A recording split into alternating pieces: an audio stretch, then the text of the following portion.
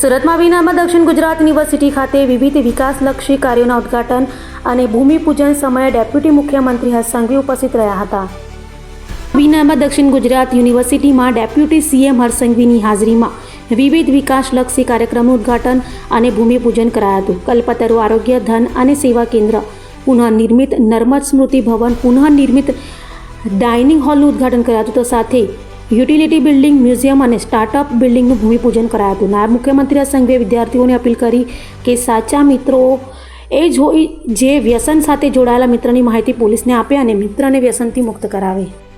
ગુજરાત વિશ્વવિદ્યાલય સુરતના વિવિધ પ્રકલ્પોના લોકાર્પણ અને ખાતમુહૂર્ત કાર્યક્રમમાં આપની સૌની વચ્ચે ઉપસ્થિત ડોક્ટર કિશોરસિંહ એન ચાવડા, વીર નર્મદ દક્ષિણ ગુજરાત યુનિવર્સિટીના કુલપતિ તરીકે છેલ્લા ઘણા સમયથી એમની સેવા આપી રહ્યા છે અને ખૂબ સારી રીતે વિદ્યાર્થીઓના ભવિષ્ય માટે કામગીરી કરી રહ્યા છે. અમારા વડીલ મિત્ર અને જેમની જોડે મને ઘણું શીખવા મળ્યું છે એવા ડોક્ટર રમેશદાનસિંહ ગઢવી, કુલ સચિવ વીર નર્મદ દક્ષિણ ગુજરાત યુનિવર્સિટી. એમ ગઢવી સાહેબના અમે લોકો ક્યારેક સુરતમાં પહેલા વધુ રહેવાનું થતું હતું, ત્યારે ક્યારેક ફ્રી હોય તો એમની ચા પીવાનો અવસર પ્રાપ્ત થતો હતો. હવે તો બોલાવતા નથી બહુ.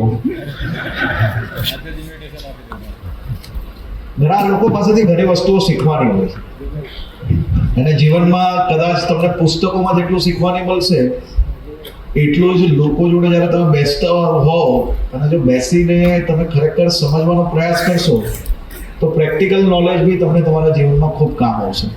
અહીંયા બેઠેલા અનેક લોકો જોડે મેં મારા જીવનમાં ઘણી બધી વસ્તુઓ શીખી છે કે હું આપ સૌ વિદ્યાર્થી મિત્રોને કહેવા માંગુ છું.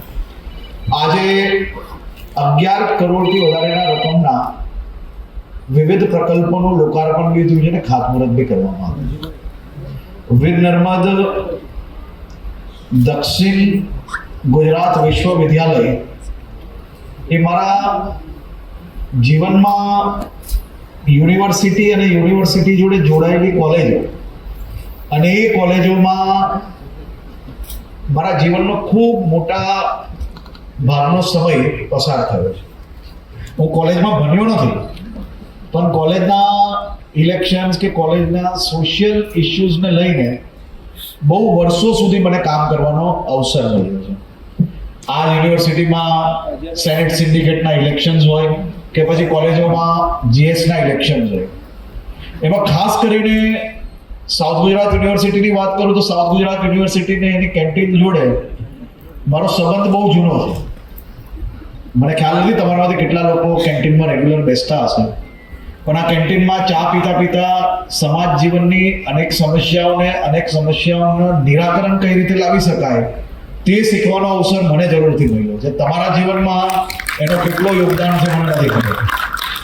અને સુરતની આ જ કોલેજોમાં યુવાનોના પ્રશ્ન, યુવાનોની સમસ્યાઓને એ સમસ્યાના નિરાકરણ ખરેખર કઈ રીતે લાવી શકાય, કઈ રીતે સાથે ઊભું રહી શકાય, કઈ રીતે યુવાનો જોડે ઊભા રહીને એમનું ભવિષ્ય ઉજ્જવળ બનાવી શકાય તે શીખવાનો બી અવસર મને સાઉથ ગુજરાત યુનિવર્સિટીની વિવિધ કોલેજોથી મળ્યું છે. એટલે સાઉથ ગુજરાત યુનિવર્સિટીનો તો હું હંમેશા આભારી રહીશ.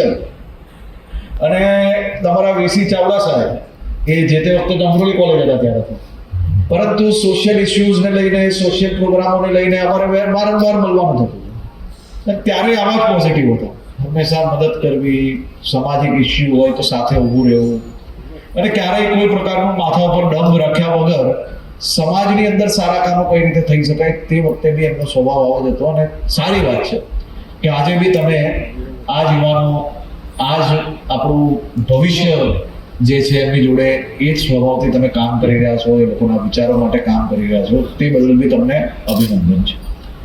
આજે જે પ્રકલ્પોના અહીંયા લોકાર્પણ થયા છે, ખાતમુહૂર્ત થયા છે, જેમાં હેલ્થ સેન્ટરની વાત હોય, આ એક ખૂબ મહત્વનો પ્રોજેક્ટ છે. હું એવું માનું છું કે યુનિવર્સિટી એટલી મોટી છે, કેટલા મોટા પ્રમાણમાં સ્ટુડન્ટ જ્યારે યુનિવર્સિટીમાં આવતા જતા હોય છે, તો આ મલ્ટીપર્પઝ હેલ્થ સેન્ટર જે છે તેનાથી મારા સૌ વિદ્યાર્થી મિત્રો